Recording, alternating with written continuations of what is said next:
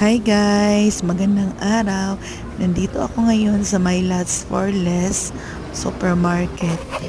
Marami silang tinda ditong mga gulay at nag-aabang na yung mga nagapangumpra dahil meron mga nag-wholesale dito na mga tindahan.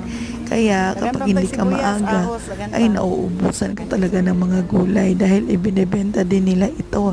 Imbis na pumunta sila ng bangkerohan ay dito na sila bumibili sa may Lots for Less dahil nakakasave sila ng kanilang pamasahe.